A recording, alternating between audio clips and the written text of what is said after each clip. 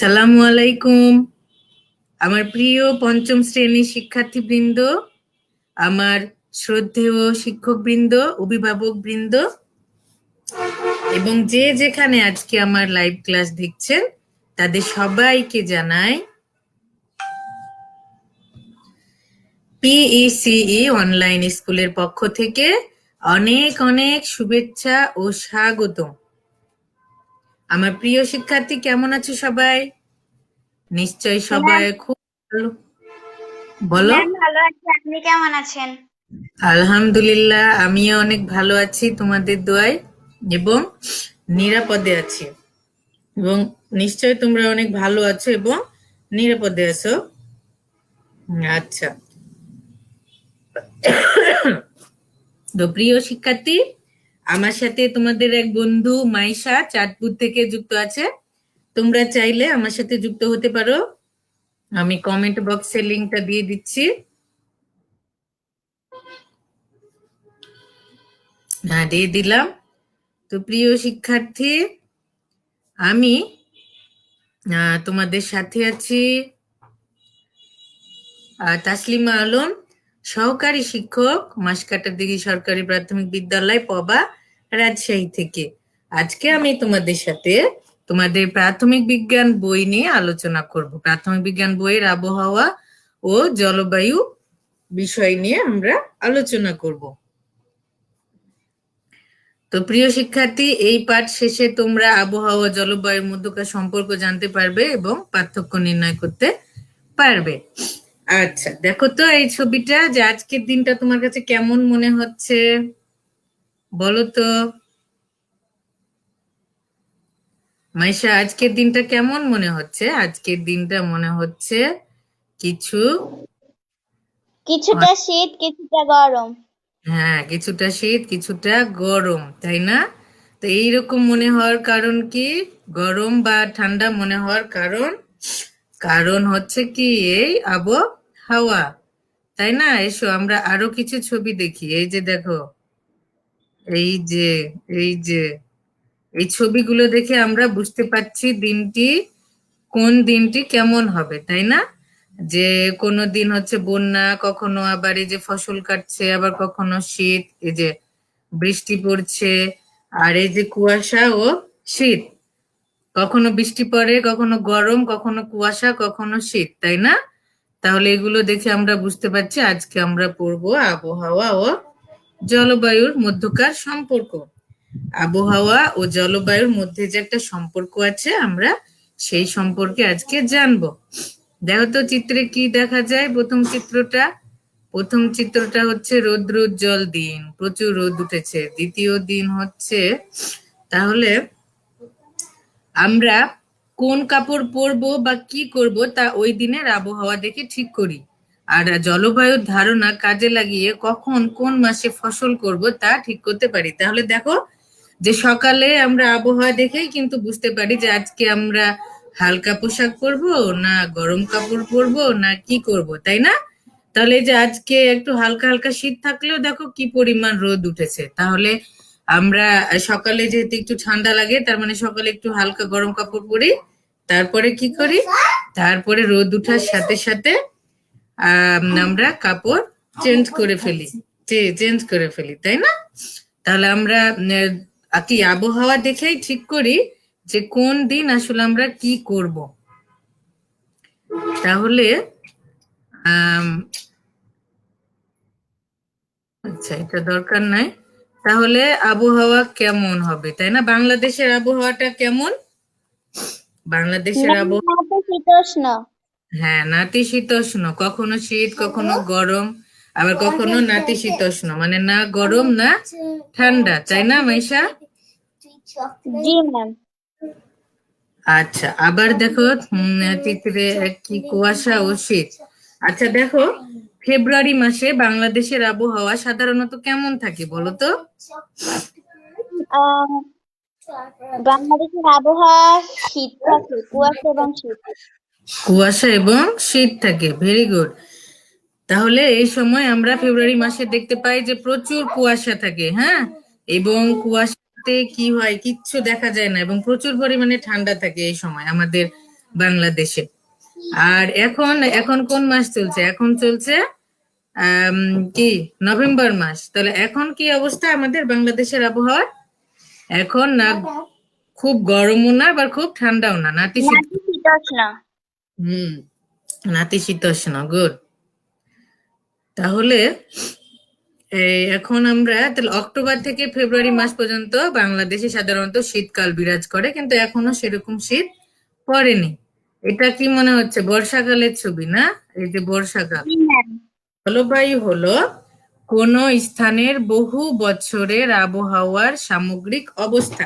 তাহলে আমরা জানি আবহাওয়াটা, তাহলে কি বুঝতে পারলাম যে কোন স্থানের সাময়িক অবস্থা, তাই না? যে এই যে এখন রোদ উঠেছে, তাহলে এখন আবহাওয়াটা কেমন? আবহাওয়া হচ্ছে রৌদ্রোজ্জ্বল, কিন্তু কিছুক্ষণ পর যে রোদ থাকবে সেটা কি আমরা বলতে পারি? পারি না। কিছুক্ষণ পর হয়তো রোদটা কমে যেতে পারে, অথবা মেঘ উঠতে পারে, বৃষ্টি হতে পারে। তাই আমরা আবহাওয়ার কথা কিন্তু বলতে পারি না, আবহাওয়া খুব দ্রুত পরিবর্তনশীল। কিন্তু জলবায়ু, জলবায়ুটা হচ্ছে কোন স্থানের বহু বছরের আবহাওয়ার যে সামগ্রিক অবস্থা, মানে অনেক বছর, মনে করো 10 বছর, 20 বছর, 25 বছরের যে আবহাওয়ার একটা গড়, একটা যে আবহাওয়ার সামগ্রিক অবস্থা, সেটাকে আমরা তখন বলবো কি? জলবায়ু। তাহলে ধরো আগামী বছর এপ্রিল মাসের আবহাওয়া কেমন হতে পারে, তা আমরা এই যে গত বছরের এপ্রিল মাসের আবহাওয়া দেখে আমরা অনুমান করতে পারি, তাই না? যে বরাবরই তো এপ্রিল মাসে গরম হয়ে থাকে, তবে এবারও এপ্রিল মাসে শেষের দিকে খুব গরম পড়বে। আমরা এটা কি থেকে বলতে পারি? আমরা জলবায়ুর দেখে বলতে পারি, মানে কয়েক বছরের পরিসংখ্যান বা সামগ্রিক অবস্থা থেকে বলতে পারবো যে হ্যাঁ, আগামী বছর এপ্রিল মাসের আবহাওয়া কেমন হবে, যে গরম হবে, তাই না? এটা আমরা কোত্থেকে পাই? এই বিষয়টি ধারণা আমরা পাই জলবায়ুর ধারণা থেকে। যেহেতু আমরা জলবায়ুটা কি বললাম যে বহু বছরের আবহাওয়ার সামগ্রিক অবস্থা, সেহেতু জলবায়ু যখন আমরা তাহলে আমরা আগামী এপ্রিল মাসের আবহাওয়া কেমন হবে সেটা আমরা জলবায়ুর ধারণা থেকে বলতে পারবো। দেখো এই ছবি দুটো কিসের? এটা হচ্ছে কক্সবাজার আর এটা হচ্ছে সেন্ট মার্টিন, তাই না? এটা কক্সবাজারের ছবি আর এটা হচ্ছে সেন্ট মার্টিনের ছবি। এগুলো কি বছরের? তাহলে এসবে আমরা কোথায় যাই? আমরা বনভোজনে যাই, বেড়াতে যাই, এসব জায়গা দেখতে। কিন্তু বছরের সব সময় কি এসব জায়গা যাওয়ার উপযুক্ত থাকে? থাকে কি মাইশা? বছরের সব সময় কি আমরা এখানে বেড়াতে যাই বা বেড়ানোর উপযুক্ত থাকে? থাকে না। কারণ সমুদ্র কখনো উত্তাল থাকে, কখনো সমুদ্রে যাওয়া সব সময় ঠিক না। তাহলে আমরা কখন যাব সমুদ্রে? উপযুক্ত সময় কখন? শীতের শেষে, কারণ এই সময় সমুদ্র প্রায় শান্ত থাকে। তাহলে আমরা বছরের কোন সময়টিতে কক্সবাজার সেন্ট মার্টিন যাব? শীতের শেষে, কারণ এই সময় আমাদের কি সমুদ্র প্রায় শান্ত থাকে, আর অন্যান্য সময় সমুদ্র উত্তাল থাকে, এই জন্যই কিছু ভয় থাকে, তাই না? তাহলে এই বিষয়টা আমরা কোথা থেকে জানতে পারি? এটা আমরা জানতে পারি জলবায়ুর ধারণা থেকে। এটাও জানতে পারি জলবায়ুর ধারণা থেকে। সরি। আচ্ছা দেখো চিত্রে কি দেখা যাচ্ছে? চিত্রে দেখতে পাচ্ছি সময় বা ঘড়ি, নির্দিষ্ট সময়। এটা হচ্ছে নির্দিষ্ট স্থানের আকাশ। আর এটা কি? বায়ুমণ্ডল। বায়ুমণ্ডল দেখতে পাচ্ছি, নির্দিষ্ট স্থানের আকাশ, নির্দিষ্ট সময় দেখতে পাচ্ছি। তাহলে এগুলো সম্পর্কে আমরা কি জানতে পাই? এগুলো থেকে আবহাওয়া। তাহলে দেখো আবহাওয়াটা কি আমি একটু আগে বলছিলাম।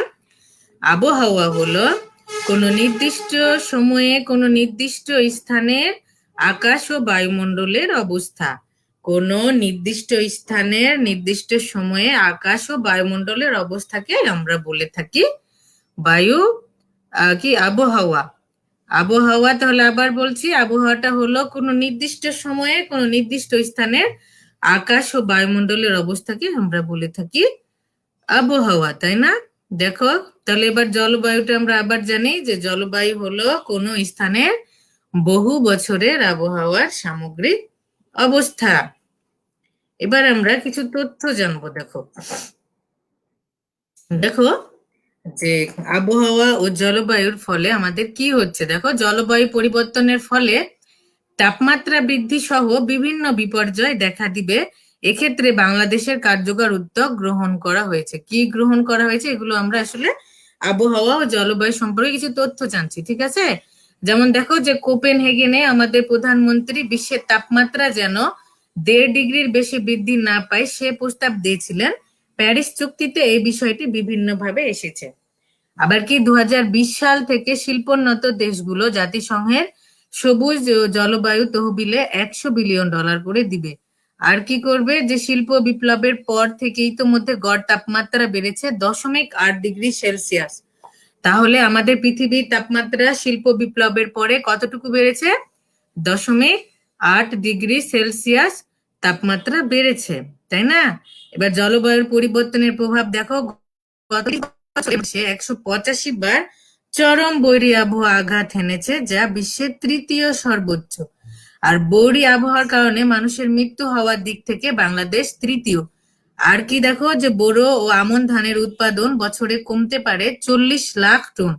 আর কি হতে পারে যে সমুদ্রের পানি উচ্চতা 1 মিটার পর্যন্ত বাড়তে পারে। এতে কি হবে? বাড়লে আমাদের সামুদ্রিক যে নিচু এলাকা সেগুলো প্লাবিত হয়ে বা কি হবে, বাস্তুচ্যুত মানে বাড়িঘর ছাড়া হবে প্রায় 60 লাখ মানুষ। তাহলে চিন্তা করতে পেরেছো যে আবহাওয়া এবং জলবায়ুর পরিবর্তনের প্রভাব কি পরিমাণ পড়বে আমাদের দেশের উপর। তাহলে বৈশ্বিক জলবায়ু পরিবর্তন এবং বাংলাদেশও বৈশ্বিক জলবায়ুর সাথে আসলে পরিবর্তন ঘটছে। তাহলে আমরা জলবায়ু নিয়ে কি দেখতে পাচ্ছি যে বায়ুমণ্ডলে কার্বন ডাই অক্সাইড মিথেনের পরিমাণ বৃদ্ধি পাওয়ার ফলে গ্রিন হাউস ইফেক্ট প্রক্রিয়ায় পৃথিবীর তাপমাত্রা বাড়ছে।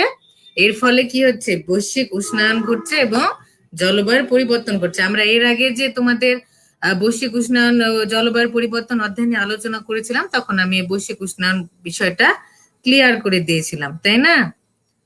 তো আশা করি তোমরা সেখানে খুব ভালোভাবে বুঝতে পেরেছিলে। মন যোগ দিতে চাচ্ছে।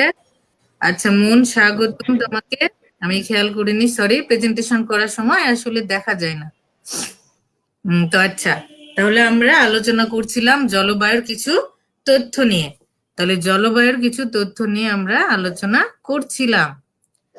তাহলে আমরা জানতে পারলাম যে আবহাওয়া কি, জলবায়ু কি, আবহাওয়া এবং জলবায়ুর মধ্যকার কি সম্পর্ক, এবং জলবায়ু নিয়ে আমাদের বাংলাদেশের কি অবস্থা জলবায়ু পরিবর্তনের ফলে হবে সেটা জানতে পারলাম। এবার আমরা পরবর্তীতে কি আছে একটু দেখে নেই। এবার তোমরা বইয়ের 73 এবং 74 পৃষ্ঠাটা 2 মিনিট একটু পড়ো। 2 মিনিট পৃষ্ঠা 73 এবং 74 দেখো যে আমরা এতক্ষণ যা বললাম তা সব ঠিক আছে কিনা। দেখো যে বছরের কোন সময়টি উপযুক্ত, আবহাওয়া কি, জলবায়ু কি। এবার আমি যে তোমাদের বলছিলাম যে আবহাওয়া এবং জলবায়ুর মধ্যকার কি বলছিলাম, সম্পর্কের কথা বলছিলাম, তাই না? দেখো যে আবহাওয়া ও জলবায়ুর মধ্যে ঘনিষ্ঠ সম্পর্ক রয়েছে। এখন তোমরা বলতে পারো যে এখানে তো মধ্যকার সম্পর্কের কথা বলা হয়েছে, তাই না? তো কি ঘনিষ্ঠ সম্পর্ক রয়েছে দেখো যে আবহাওয়া ও জলবায়ু কিন্তু এক না, তাই না? তোমরা তো অবশ্যই জানলে, কারণ আবহাওয়া হচ্ছে সাময়িক অবস্থা আর জলবায়ু হচ্ছে কি অনেক বছরের সামগ্রিক একটা অবস্থা হচ্ছে জলবায়ু। তাহলে আবহাওয়া হচ্ছে, আমরা জানলাম আবহাওয়া জলবায়ুটা কি। তাহলে বাংলাদেশের জলবায়ু অনুযায়ী বর্ষা শুরু হয় জুনের মাঝামাঝি সময় এবং শেষ হয় আগস্টে, তাই না? আর বর্ষা বৃষ্টি শুরুর সময় প্রতি বছরে পরিবর্তিত হয়। প্রত্যেক বছর কি একই সময় শীত পড়ে গরম পড়ে না? দেখো এবার কিন্তু এই বছর গরম কিন্তু একটু দেরিতে পড়েছিল। তোমরা খেয়াল করেছো কিনা? গরম দেরিতে পড়েছিল এবং আহ এবং এবার শীত কিন্তু তাড়াতাড়ি চলে এসছে এবং আশা করা হচ্ছে যে এই বছর শীত একটু বেশি পড়বে, তাই না? তাহলে আমরা প্রিয় শিক্ষার্থী, আমরা আবহাওয়া ও জলবায়ু সম্পর্কে আলোচনা করলাম। তো মাইশা, তুমি কি আমাকে একটু বলবে যে আবহাওয়াটা কি? মাইশা, শুনতে পাচ্ছ?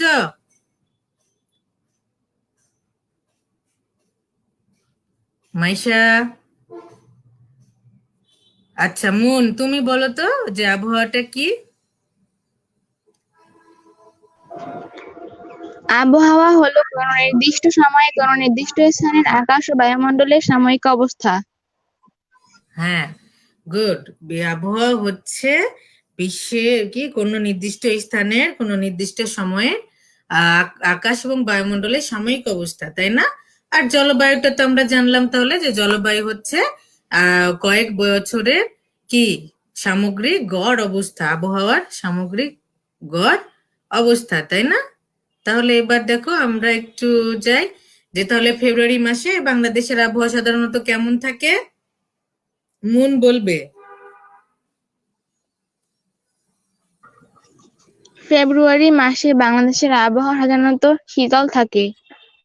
হ্যাঁ না, হ্যাঁ শীতল থাকে, গুড। আগামী বছর এপ্রিল মাসের আবহাওয়া কেমন থাকতে পারে তা আমরা আগে থেকে কিভাবে অনুমান করতে পারি? কি দেখে অনুমান করতে পারি? আমরা এবছরের এপ্রিল মাসের অবস্থা দেখে অনুমান করতে পারি। এছাড়াও আমরা ইন্টারনেট সহ বিভিন্ন প্রচার মাধ্যম অনুসরণ করতে পারি। হ্যাঁ, আমরা জলবায়ু দেখে, মূলত আমরা জলবায়ু দেখে কি করতে পারি? আমরা বলতে পারি যে আবহাওয়া কেমন হতে পারে সামনে বছর, তাই না? এবার দেখো যে দুইটা আমি সঠিক উত্তর দিয়েছি। যে 1 নম্বর হলো যে বায়ুর তাপমাত্রা দিয়ে কি বোঝানো হয়? জলীয় বাষ্প কম না বেশি, বায়ু ঘন না হালকা, না কতটা গরম বা ঠান্ডা, না রোদ কম না বেশি, কি বোঝানো যায়? কতটা বা- গরম বা ঠান্ডা? কতটা গরম বা ঠান্ডা, ভেরি গুড, এই তোমার উত্তর সঠিক হয়েছে। এবার বলো আবহাওয়া ও জলবায়ুর মূল পার্থক্য কিসে? সময়ে। সময়ে, ভেরি গুড। দেখি আমরা উত্তরটা, হ্যাঁ এই যে তোমার উত্তর সঠিক হয়েছে। তাহলে আবহাওয়ার মূল পার্থক্য হচ্ছে সময়, আবহাওয়াটা হচ্ছে সাময়িক অবস্থা আর জলবায়ুটা হচ্ছে অনেক বছরের সামগ্রিক অবস্থা, মানে সময়ে। Very good. এবার আবহাওয়া জলবায়ুর মধ্যে দুইটি অমিল, আর জলবায়ু বলতে কি বুঝো দরকার না এটা। তাহলে এবার তোমরা বাড়ির কাজটা নিয়ে নিতে পারো। বাড়ির কাজ হচ্ছে যে বাড়ির কাজ হচ্ছে কি যে আমাদের দৈনন্দিন জীবনে আবহাওয়ার পূর্বাভাস কিভাবে সাহায্য করে সে সম্পর্কে 5টি বাক্য লিখো। তোমরা চাইলে স্ক্রিনশট নিয়ে নিতে পারো। তাহলে আমাদের বাড়ির কাজ আজকে থাকলো যে আমাদের দৈনন্দিন জীবনে আবহাওয়ার পূর্বাভাস কিভাবে সাহায্য করে সেই সম্পর্কে কয়টি বাক্য লিখবো আমরা? 5টি বাক্য লিখবো। 5টি বাক্য লিখবো। 5টি বাক্য লিখবো, ভেরি গুড। তো তোমরা চাইলে আমার মেসেঞ্জারে দিয়ে দিতে পারো, অথবা তোমাদের যখন স্কুল খুলবে, যারা আমাকে দিতে পারবে না, যাদের স্কুল খুলবে তখন তোমাদের টিচারদের বাড়ির কাজগুলো দেখিয়ে দেবে, ঠিক আছে? তো প্রিয় 5ম শ্রেণীর শিক্ষার্থী, তোমরা যারা এতক্ষণ আমার সাথে ছিলে তাদেরকে আবারও অনেক অনেক শুভেচ্ছা জানাচ্ছি। এবং আমার সাথে তোমাদের যে আজকে তাহলে আমরা যা জানলাম সেগুলো তোমরা আবার একটু দেখে নিবে এবং বাড়ির কাজটা অবশ্যই করবে। তো আজকে এই পর্যন্ত। সবাই অনেক ভালো থাকবে, সুস্থ থাকবে এবং বাসায় থাকবে, নিরাপদে থাকবে। যেহেতু এখন ঠান্ডা পড়ে গেছে, এখন অবশ্যই স্বাস্থ্যবিধি আমাদের মেনে চলতে হবে, তাই না? তো সবাই অনেক অনেক ভালো থেকো। সবার সুস্বাস্থ্য কামনা করে আজকে আমার ক্লাস শেষ করছি। আসসালামু আলাইকুম।